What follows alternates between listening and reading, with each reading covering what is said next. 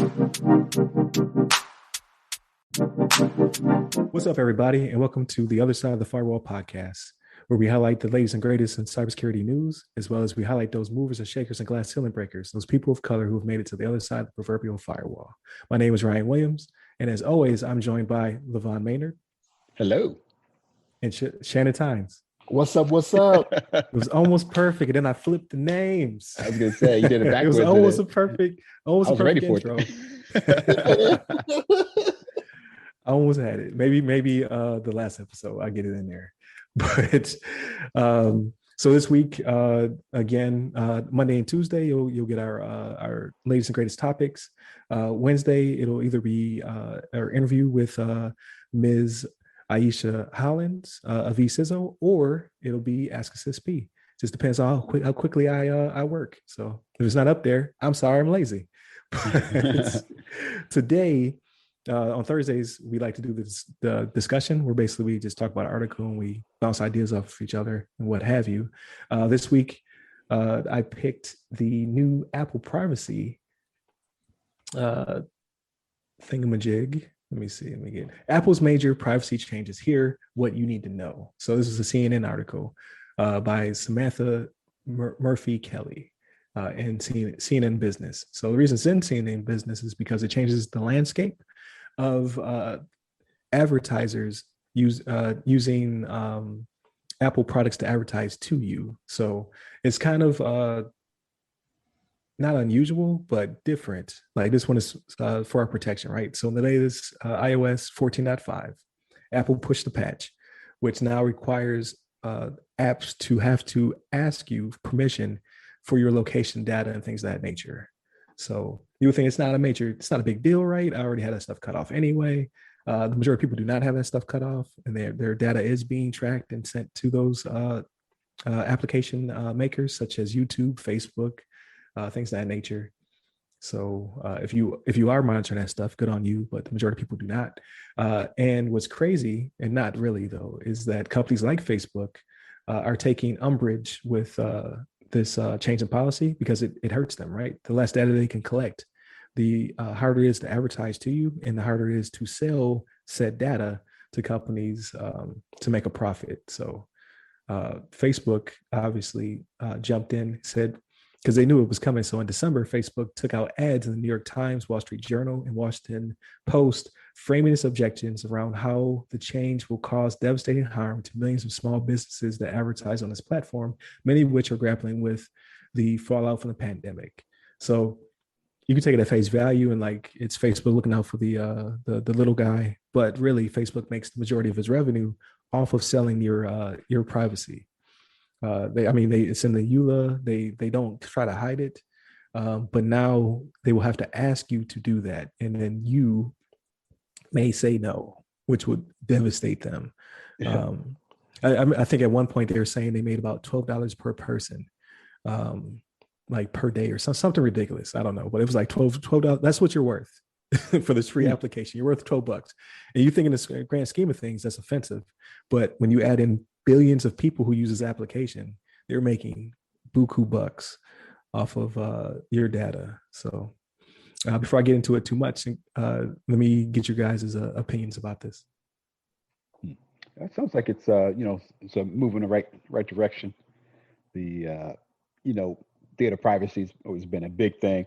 I know there's actually a few different companies that I became aware of in recent history, recent times that like Own Your Data Foundation is like a place that's like a nonprofit it works on like educating people on how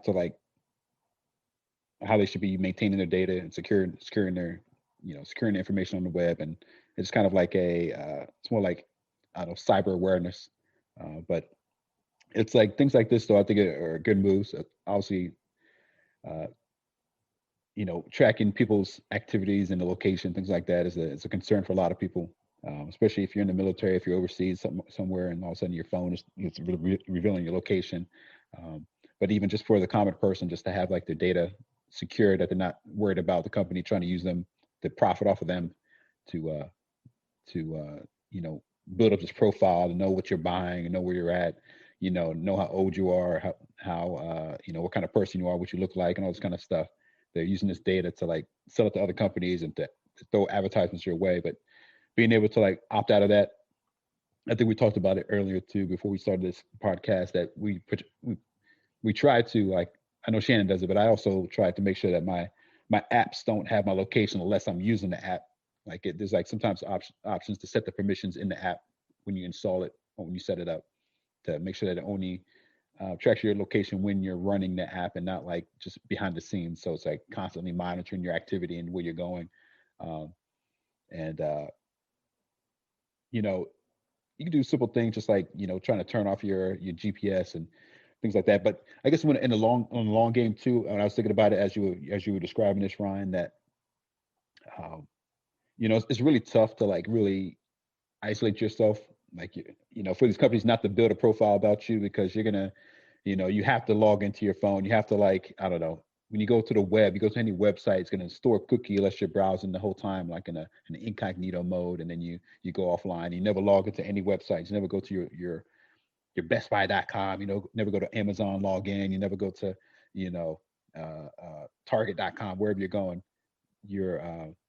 You have those profiles, and when you log in, they're going to see, oh, you came from this IP address. Oh, you log in, you're looking at this product that you're interested in buying, or you keep coming back, and you always go to this particular section of the website. So you're always going to be tracked somewhere.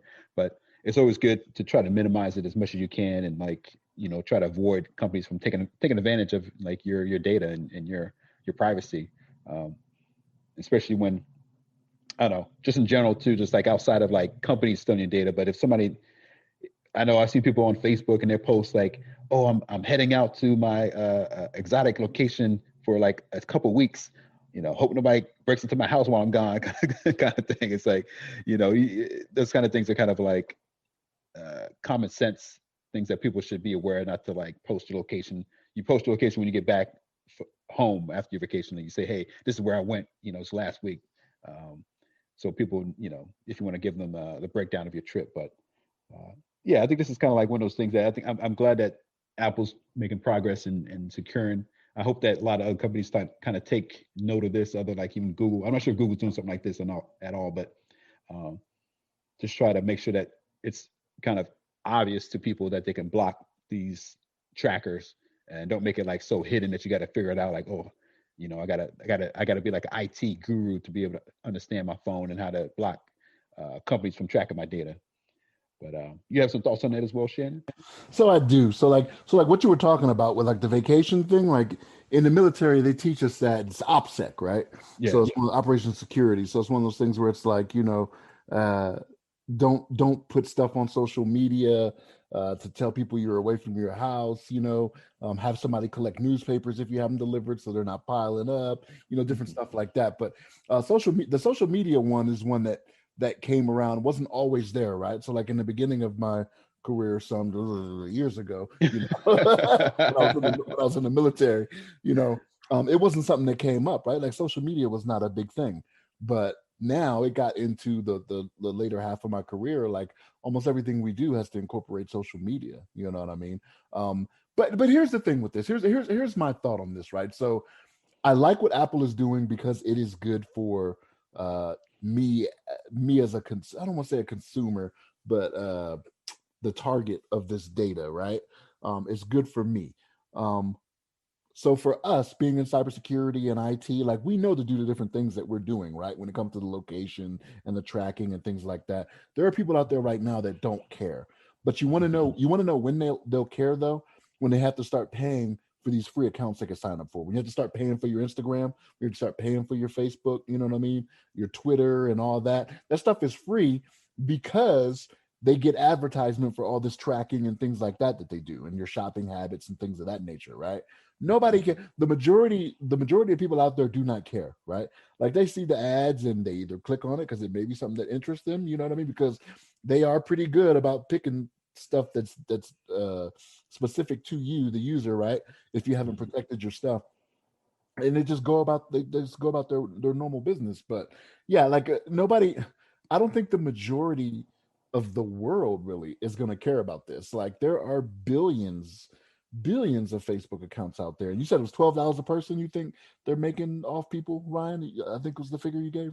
Yeah, it was a documentary on Yeah, Netflix. I was talking about big data, and it roughly averaged out about $12 per person who had an account. that's a lot. That's a lot, and that's one of those streams that can keep going, right? Because your interests change, right? So Yeah, like if you get on there and you look at something different, right? They're like, oh, okay, then let's go this route now, right? That we got him again. You know what I mean? That'll teach right. you that'll teach you to let us track you. You know what I mean? That'll teach you. Yeah.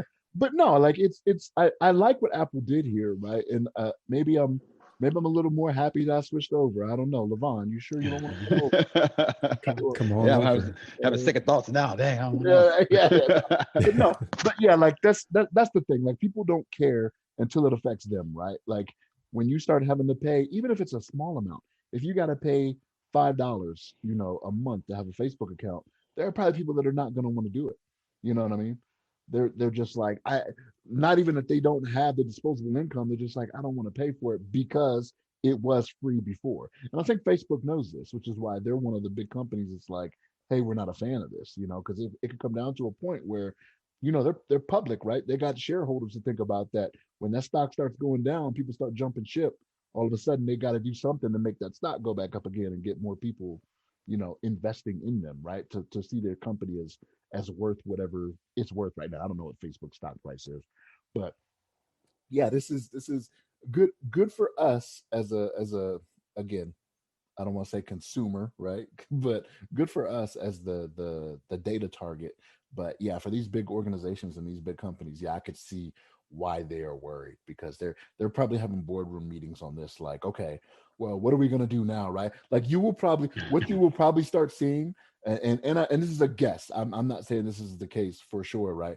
But you will probably start seeing these big major corporations either jumping on board or backing different like cell phone companies or different entities that are not Apple. Like that's what you're going to start seeing. That's Yeah, just my no, that's true. Yeah, you definitely hit the nail on the head. Like I was going to bring that point out, but you beat me to it. Like the short term, long term ramifications. Like short term, Facebook may be correct because Facebook charges those companies to give them that data. They can't get that money from them. It's trickle down, right? Then at some point, maybe you pay $1 a month for a Facebook account in the far future. Um, if they can't work around, because I mean, they still have to ask you, and you still could opt in. Like maybe that'll be your key to get in. If you opt out, you got to pay $1. Mm, Opt right. in stays free. Who knows? Like who knows what the long term ramifications will be? But at least now, like the article says, at least now you have choice. Because before you had choice, but you had to dig into it. It was deep in those menus. Now it's going to be right in your face. Like, hey, do you want to share this information? Mhm. And you got to make that choice and go from there. So I always hear like on a weekly basis, somebody will say, "Yeah, I was talking about something that popped up being advertised to me. Are they listening to me?" I don't think so. There's a lot that contradicts that. But You don't think so? Hey, pick up your phone right now and go, "Hey Siri." well, no, it is. Yes, it is listened to me. I can't say. I'm surprised I didn't pick up all those S's I just said, but I can't really say anything with an S because they'd be like, yes, but I, Yes. I don't believe that it's listening, stealing those words, and then advertising to me. I think it's between my searches, my friend history, all those things, like all that data mining. I think those numbers are being crunched. That's how it's advertising. Like, oh, I was talking about buying a baby shower gift. All of a sudden, I started getting baby advertisements for like diapers. But you also have search history. You also have friends who have notified the world that they're having a baby. They combine the two things together. Maybe you want to buy them diapers. I don't believe that's actually Siri snitching to the because then there's other ramifications with that, right? And I don't think Apple or Google wants that smoke. So, Mhm. but who's to say? But yeah, I think we know it. Yeah, yeah, we no, I we think were correct. and Well, no, I as I think it think was. about, Yeah, go ahead. I'm sorry, I didn't No, mean to go cut ahead. you I'm off, sorry. Ryan. I was just gonna say, as I read it and I think about my Google phone, I mean, so I mean, I get notifications when I install an app. It says, "Hey, do you want to allow permissions for this?" It'll show you like the permissions that are, that come with the app, and you can kind of allow, deny. Like if it, like when you open up the app, it says like if you want to allow it to track your location, or only do it when it's like, um, when the app is actually open. And you, Siri. But Yeah, and actually, yeah, exactly. When the app is in Right. use. So I don't. I'm trying to think like because I don't install apps all the time, but I don't know if that became like a standard. I know at some point I didn't see that as much, but now I feel like when I install like a few recent apps, and I think I saw that pop up, and it asks like if you want your location shared while when it's not in use or whatever. Uh, so I'm wondering if like that's kind of like Apple's version of that, basically that they're kind of doing the same thing. So for making it more official, and that like every app has to have that notification and make sure that it pops up on there and make sure that you have to confirm it. Because I've never had an Apple phone. I don't know how they operate with their Yeah. app installs and how they I think it just makes it standard across, yeah, like, because every app acts you differently. Now it's like it's yeah, you have mandatory to, to ask you up front. Yeah. right. Um, So that's so good. I'm yeah, but it's always a loophole. Like this, they did what they could for what we currently know of. Like if Facebook thinks of another way of collecting your stuff, then you have to go through the whole rigmarole again to try to figure out how to stop them from collecting that. But at the end of the day, I say this all the time, and I always feel conflicted because I'm supposed to be a cybersecurity professional. I kind of like being tracked because then like they advertise some good stuff. I wouldn't have thought of on my own. I'm like, oh, I do need that. That's right. But I'm paying a toll. There's a every time it happens, I'm paying the price. It's a slippery slope. But I love Right. my IoT devices. I love my what are they called? Targeted advertisements. Because I'm like, yeah, I do need that. I like that. See, and that's why I don't like it, because then my income does become disposable. They call it disposable income, and then I'm Right. shopping for stuff I didn't realize I needed that. Yeah, because I didn't. I honestly think they make products based upon things that they just look at all the data. They're like, he does need a two-wheeled unicycle that turns into a helicopter because he likes all these things. We should make this product. I'm Right. helping innovation happen. I, I can't dispute yeah. that. And they make new products based on my search. I don't know. Like again, it's a slippery slope. Like so, I'm actually going to go through and kind of check to see because I know I got pushed the patch, but I haven't seen a difference yet. But I also don't really download a lot of apps. It'll Um, ask you. It'll ask you when you start opening your apps. Like, have you opened up all of your apps? Because it'll start asking you before you start using them again. Because that's what happened with huh. me. Is that when I So opened up the app, all of a sudden it came up. It came up on there, and I was like, "Huh." I have not noticed it. I'm going to have to open something new up because I'm looking to see if I got all my updates. Like, am I completely updated? Doing this live on the air. This is oh, I don't have it yet. It's sitting there waiting for me. I didn't Ah, get the prompt. It was like, hey, do you want to download and install this? there we go. That's why. Aha. Aha. You didn't have a spoon, Ryan. Yep. Yep. It's just sitting there. Yep. So I will notice tomorrow because I'm not gonna do it. Like I'm the type of person who will hold off until it's time for me to go to sleep. Not gonna get me during the day. I need access to my apps. Right. Hit me at the night. But yeah, so I'll do it and then we can talk about it next week, like just the change and what I saw. But Yeah, and yeah, I think no, go ahead. Go ahead, yeah, Levon. I've been going through my phone. I've been going through my Google phone, the top quality Google OS as it is, and I've been just looking through my apps and going through the location. Most of mine are set for like deny or only when in the app. Uh, and I was going to comment earlier when you were talking about getting tracked and liking it. Like actually, I don't mind it so much in It some sounds respects. sounds terrible. You, Yeah, you see but how no, it sounds coming from somebody else's mouth? See? yeah, Like you don't want that. You don't want that in your life. yeah. Well, I'll tell you this because like one thing I had like the Google like location like so I get these emails once every like few weeks or a month or so um, from Google and it actually show me where I've been like and especially when Oh, okay. I was traveling overseas. I was in Europe. Actually showed me like dots of like every like city I was in, and it's actually kind of cool to go back and like see that and see where I've been. And even when I'm Right. traveling with my job across the U.S. or across the world, wherever I'm at, it's kind of cool going back and seeing like, oh yeah, I've been to that city, I've been to that location. Because sometimes people even at home, people might have like a map and they put like little tags like where they've been in the Yeah. world. So it's almost like a digital version of that. So I'm able to see exactly where I've been, and it's actually kind of cool to see that information as opposed to being like, trying to remember, oh yeah, I think I was in that location, or that I think I was in that city at that time. So I could take, to that respect, I feel like it was actually pretty cool to have that information tracked and be able to Right. kind of refer back to it and see, oh yeah, I've been in this place. And even like locally, if I'm, I go up to San Francisco or something like that, I'm going to check out the Alcatraz. I'm going to, some other place and hanging out. I can actually see the locations and I can see like, oh, this is the information about this location, some history about, Alcatraz, or if I'm going to like some of the restaurants out there, and I should kind of show you like where you've been. So it's kind of cool in that respect, but obviously, it's kind of concerning if they start taking advantage of it and all of a sudden you become like I don't know, just some source of income for these big tech Right. companies that already have a bunch of money as it is. Right. But No, it's very true, and I do enjoy that too. Like when I had an Android, like when I had my Note 3, it would send me emails like, "Hey, there's a collage of like it would have like music and stuff." Like it was crazy. yeah, When I would travel, so that is pretty cool. But you got to pay the toll. Like you want gotta pay that the all that toll. cool stuff, got to pay the toll. Like That's they're right. tracking you. But before we get off, because we're about to get off, but before we get off, I just want to announce that live, I just saw we hit 1K listens. So that's Dang. pretty impressive, if I do not That's say right. so myself. Yeah. Toot my own horn. And what's that? So That's through all the podcasts. 1,000 plays. Yep. Nice. So between the all the platforms we're on for audio, we just now hit 1,000 listens.